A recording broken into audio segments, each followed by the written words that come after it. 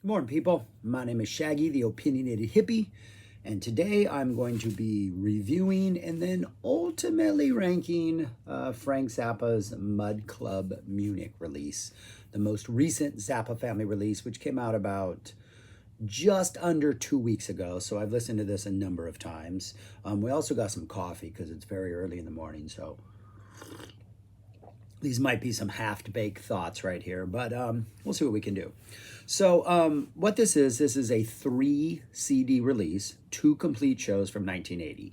You get a May 8th, 1980 show at the Mud Club, tiny little club in New York City, New York here in the States. This tour started back in March, so we're towards the end of the tour. I think there's like a week left in the US portion of the tour before they go to Europe, take a break and go to Europe. And then discs 2 and 3 are from July 3rd in Munich, the last show of the tour. You definitely, over the course of, other than sound quality, the Munich show definitely sounds much better than the Mud Club show. Though I think the Mud Club show, it's pretty neat sound because you can feel the tininess of the room. The vocals are a little distant. You can hear the vocals, but the sound of the Mud Club show, it's like if you ever go to like a club show that has like its own sound system and you get too close to the stage, you miss the main vocals coming out of the main speakers and you're getting like just stage vocals or stage amp stuff like that. So it's that kind of vocal sound, but the guitar sounds great, the rest of the band sounds great, and then the Munich show just sounds fantastic. But you definitely hear a tightening up of the band over the course of the 2 shows. One song changes completely. City of Tiny Lights at the Mud Club show still has that original vamp in the guitar solo. And then by Munich, they already have adopted the Carlos Santana secret chord progression as the City of Tiny Lights solo. Easy Meat in the beginning of this tour had this horrible plodding vamp that just went nowhere. But that, I think it's toward the end of April, that was abandoned. And so for both the Easy Meats, you get that sort of what would be the 80s vamp, the rest of 80s for Easy Meat, that sort of wide open space in which Frank can just explore. You Are What You Is picks up a lot of speed over the course of the 2 shows. That Mud Club version of You Are What You Is almost like da na na na na na na na na. I mean, it's really slow, and you're just like, oh, is there enough momentum to keep this thing going? But it works. And then by the Munich show, you get the more da na na na na na quicker one, though you're still missing in You Are What You Is, both versions, those sort of background call and response that go through like the latter half of that song. But yeah, so I predicted when I did a preview of this back when it was announced that I would like the first half of disc 1 and probably not want to listen to the latter half of disc 1 again. And that I would really love disc 2, which is the first half of the Munich show, and probably not listen to disc 3 very much, just because lack of guitar solos and just a set list that is just kind of like doesn't need to be listened to over and over again.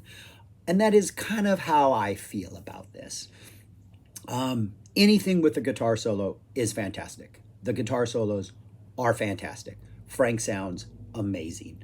A couple of them seem like they're more just like, hey, I need to play a guitar solo here, let me do it really quick and get it out of the way. But they're still really good because Frank is at such peak form. And those are mainly the ones from the Mud Club. I think everything from the Munich show are just fantastic guitar solos, and need to be heard if you're a Frank Zappa guitar fan. But then when there's not guitar solos, the latter half of each show tends to be a lot of You Are What You Is stuff in early versions that I don't really need, or versions that are not early, such as the Meek Shall Inherit Nothing, where I don't think they're as good as like in Fall 78. Or you just get a parade of things like Joe's Garage, Why Does It Hurt When I Be, Bobby Brown Goes Down, Dancing Fool, things like that I don't need to hear again. So the guitar solos are excellent.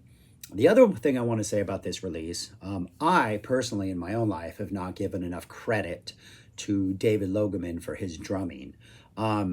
While he's definitely not Vinnie Colaiuta, nobody is, doesn't have that Terry Bozzio power, Bozzio, doesn't have, maybe kind of almost has that Chester Thompson funk at times, doesn't have the Wackerman thing. He is definitely his own drummer, but he is much, much better than I ever gave him credit for, especially in that Munich show. I think he sounds fantastic in that Munich show. I think there is a moment in City of Tiny Lights where he drops the beat for a second, but then quickly recovers. But though he's not definitely, I would say, maybe upper echelon like a Bill Bruford, there is something about his sound and the way he has fills and like these short, tight, lot of snare drum action.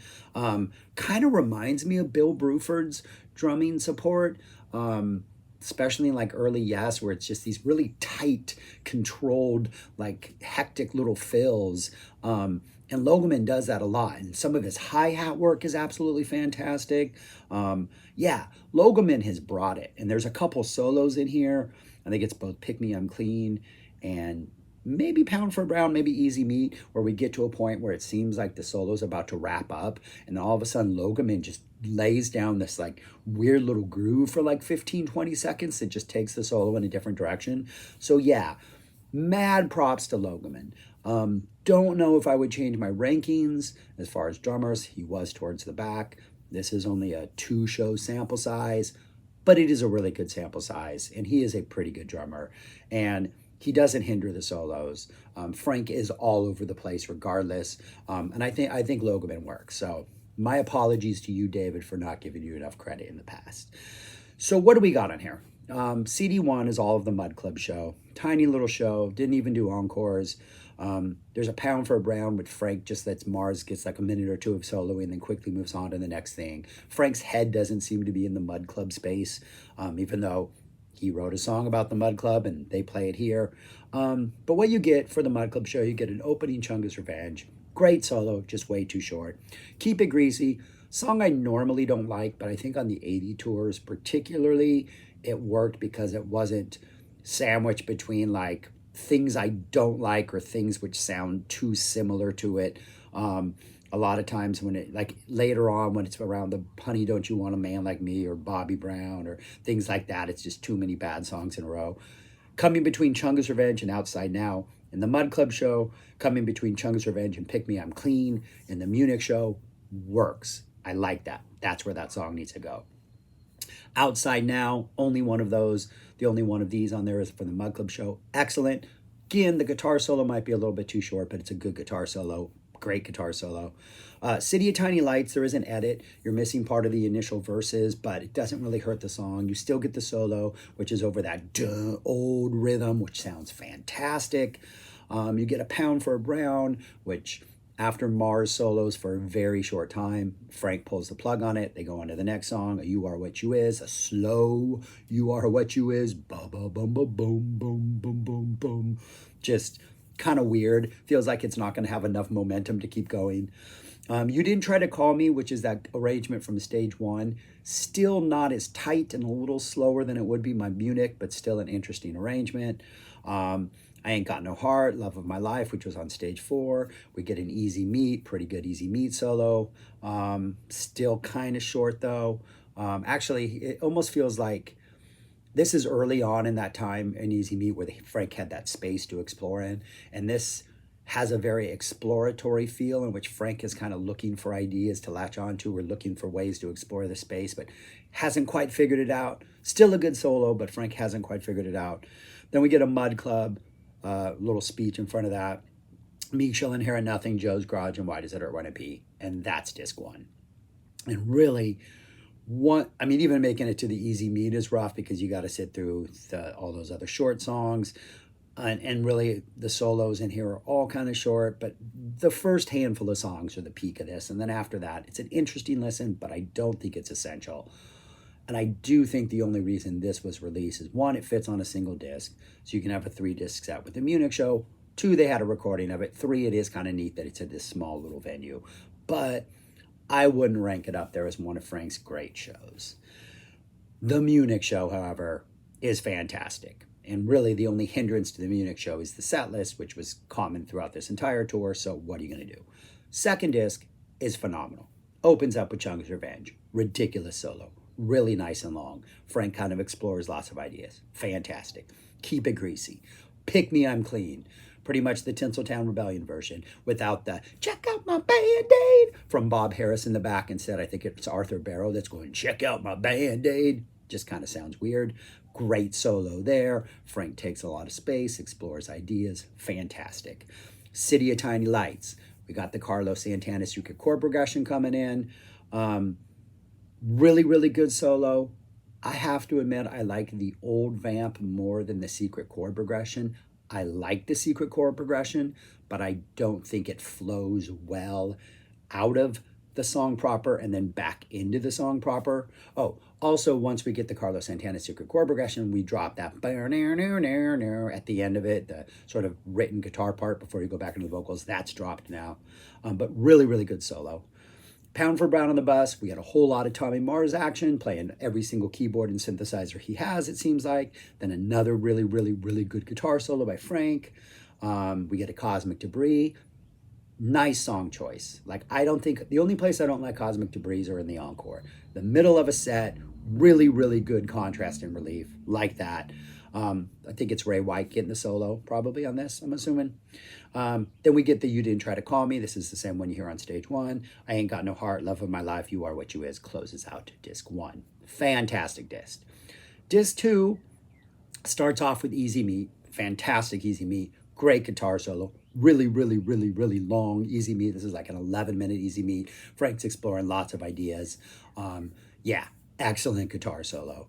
Then we get the Mud Club, Meek Chillin' or Nothing, Joe's Garage, Why Does It Hurt When I Pee? We get the encores, Dancing Fool, Bobby Brown Goes Down, Miss Pinky, which I kind of like, Stick It Out, which I also kind of like, but I think Stick It Out would work better if it was in the middle of a set, kind of like I think Keep It Greasy is better served when it's between guitar solo pieces. I think Stick It Out would have been better served if it wasn't like thrown in with all these short encore numbers.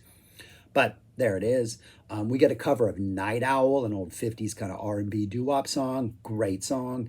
And then we get a closing Illinois Enema Bandit, which just is Frank bringing the guitar energy for one last solo on this tour and trying to leave it all out there on the floor. And it's a really, really, as Illinois Enema Bandit guitar solos tend to go, it's pretty friggin' fantastic. So yeah, a really interesting set. Pretty much delivering exactly what I thought it would deliver, with the extra bonus of David Logeman drawing attention to himself in the best way possible. Arthur Barrow is also ridiculous. Some of these solos, especially in that Munich show, when you can hear Barrow's bass so well, Barrow is ridiculous. The singing by Ray and Ike is incredible. Tommy Mars is always just being full on Tommy Mars mode. Band is pretty nice and tight.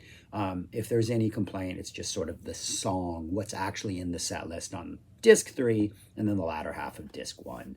But I enjoy it. I really like it. And the guitar solos are really, really fantastic. Where to rank it though?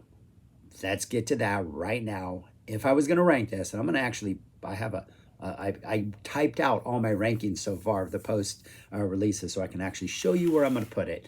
But I'm going to put it right there is my list of everything. And if you look closely somewhere towards the middle, number 33, almost right smack in the middle, a little over the middle. That is where I rank it right now, right behind that 88 show. This may be a little harsh, but it really is just the solos that I like. I like the other stuff. I enjoy it, right? It's Frank. But I'm comparing it to other stuff. And I did just revisit that Zappa 88 show last night. And the sound of the horns, the covers are fun. Like, there aren't any real songs that I'm like, okay, there's no stretches of songs that I'm like completely checked out on. We're here, like the latter half of disc 1, I'm like, okay, whatever. And then disc 3, other than the opening and closing tracks, like the best parts of them, everything in the middle is just like, how often do I need to listen to those versions of those things? So yeah, kind of seems a little harsh, I think, but I'm going with it for right now. And I might reevaluate. I reserve the right to reevaluate and re-rank everything, but for now, that's what I'm doing. But anyways, that's what I got, people. Those are my thoughts on the Mud Club Munich 80. I'm actually going to follow up in the next couple of days with, I'm going to start a new series just because I want to, which I look at each release, not in any given order, but eventually all the post releases.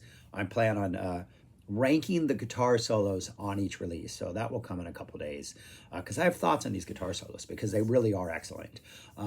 And maybe it should be higher because of that, but then it's not better than the 88 Shook as the Horns. The guitar solos aren't better than the 81 Halloween, which is fantastic, which I can't believe I ranked that as low as 31. That's stupid. Yeah, I may have to go back and revisit that. That's a bad idea. But anyways, yeah, definitely, yeah. I'm going to change some things on this list. This list is wrong. But anyways, that's all I got. Thanks for watching. Let me know your thoughts on this release. Subscribe. We're doing Zappa March Madness currently elsewhere on this channel if you're watching this in real time, middle of March. But anyways, that's it, people. Thanks for watching. Subscribe, like, and most importantly, go listen to music, people. Go listen to all the music. Peace. Talk to you later.